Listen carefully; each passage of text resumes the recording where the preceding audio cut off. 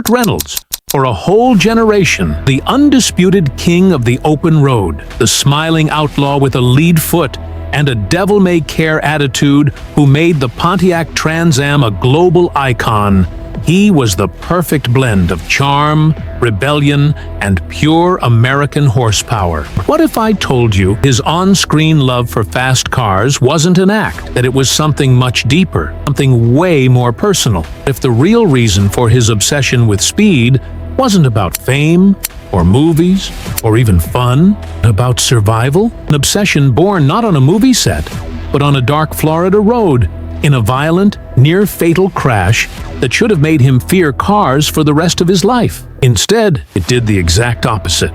To understand the man who became the Bandit, first have to understand the day that almost ended it all. Before he was a Hollywood superstar, Burton Leon Reynolds Jr. was just Buddy, son of the chief of police in Riviera Beach, Florida. His father, Burton Milo Reynolds Sr., was a force of nature, a decorated World War II veteran who, as Reynolds himself put it, had a presence that could suck all the oxygen out of a room. He was a man who lived and breathed the law, and he didn't have much patience for the recklessness of youth. You can imagine the friction this created in young Burt's life. Growing up in Florida, cars were a huge status symbol for teenagers, but the Reynolds household didn't have a family car in the usual sense. They had his father's police cruiser. This put Burt in a unique spot, surrounded by authority, yet drawn to the freedom of the open road. His first taste of that freedom came on two wheels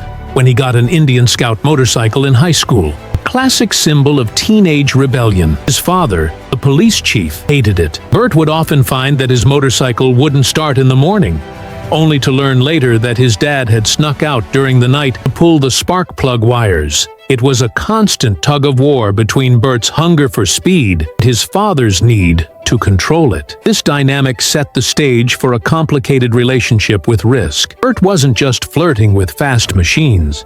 He was pushing back against the most imposing figure in his life. He was testing the boundaries of authority right there in his own home, long before he ever did it on screen. He was about to learn a lesson about speed, control, and his own mortality in the most brutal way imaginable. By the mid-1950s, Burt Reynolds was a promising football star at Florida State University, but his athletic dreams were already in jeopardy. A serious knee injury during his sophomore year had led to surgery, putting his future on the field in serious doubt.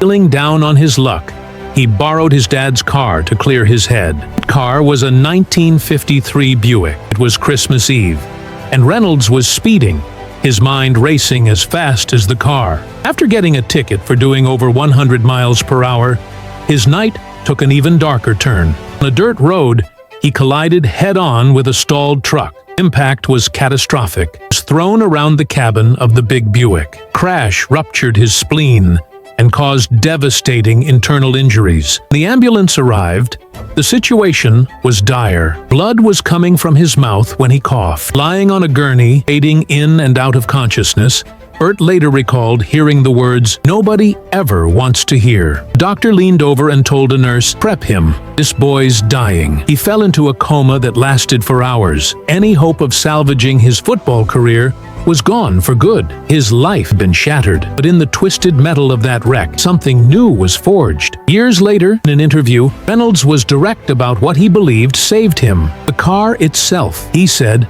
"I'm lucky it was as big and strong as it was, because that Buick is what saved my life." This was the turning point. For most people, a crash that violent would instill a lifelong fear of driving. However, for Burt, it had the exact opposite effect. He had stared death in the face and survived, not by being cautious, but by being wrapped in a powerful American machine. The accident didn't teach him to fear speed. It taught him a deep, almost spiritual respect for the power and presence of a well-built automobile. He didn't see the Buick as the cause of his pain. He saw it as the instrument of his survival. It was a realization that would define the rest of his life and career. Horsepower could be dangerous, but it could also be your salvation.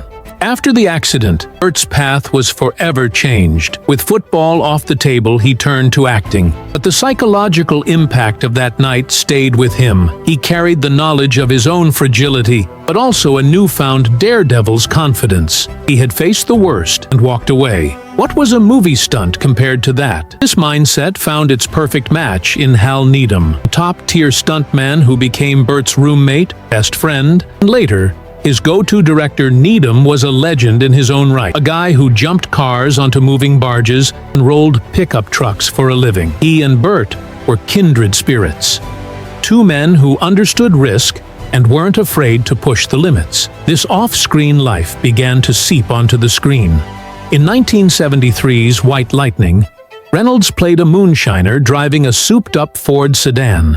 A role that felt real because, in many ways, he did much of his own driving, adding a layer of authenticity that audiences could feel. The film's most famous stunt, jump from a dock onto a moving barge, was a spectacular display of the controlled chaos that would become their trademark. Everything came together in 1977. Hal Needham was getting ready to direct a new movie. He and Burt were looking at a brochure when they saw it. A 1977 Pontiac Trans Am. It was black and gold, with a screaming chicken on the hood. It was audacious, powerful, and a little bit ridiculous. It was perfect. That movie was Smokey and the Bandit. Trans Am wasn't just a prop.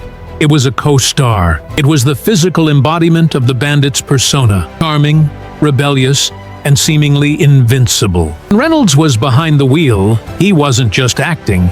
He was channeling that feeling he'd carried ever since the crash. A deep-seated belief in the power of an American machine to outrun anything and fate. The movie became a cultural phenomenon, grossing over $300 million worldwide and causing sales of the Trans Am to skyrocket. Sales jumped from around 68,700 units in 1977 to over 117,000 by 1979. Burt Reynolds, the man who was saved by a big American car, just made another one of the most famous cars on the planet. The Bandit persona became fused with Reynolds' own people, saw him as the outlaw who thumbed his nose at authority. But he was always quick to correct them. I totally respect it since my dad was the chief of police when I was growing up, he said. That very tension was the key to his appeal. He played the rebel, but he had the quiet confidence of a man who understood the rules he was breaking. He wasn't just a reckless kid, he was a survivor. His career was marked by iconic cars and driving movies,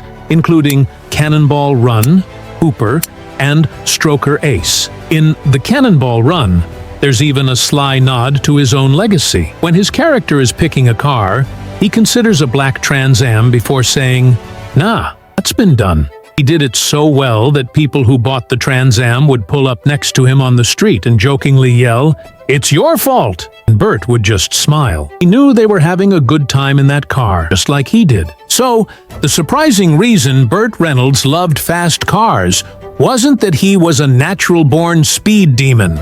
It's because, at the most critical moment in his young life, a car saved him. That 1953 Buick taught him that a machine could be both an instrument of near death and a vessel of survival. This double-edged idea defined his entire on-screen persona. He drove with a smile, but underneath it was the quiet confidence of a man who had already been through the worst crash of his life and lived to tell the tale. He wasn't just the man who drove the cars, he was the man who understood them on a primal level. The crash in his youth didn't make him fear horsepower. It made him respect it, embrace it, and ultimately, master it. It transformed a police chief's son into the last American cowboy, forever chasing the horizon in a cloud of tire smoke, with a smile on his face and a deep, abiding faith in the American machine that carried him from a devastating wreck on a Florida back road to the heights of Hollywood stardom. Burt Reynolds' journey was fueled by more than just gasoline. It was fueled by a profound, life-altering experience that turned a potential tragedy into a defining philosophy. He was the bandit, the daredevil, the icon, not despite the crash that almost killed him, but because of it. It's a legacy that reminds us that sometimes Our greatest passions are born from our deepest scars. What's your favorite Burt Reynolds car movie? Let me know in the comments below. Thanks for watching.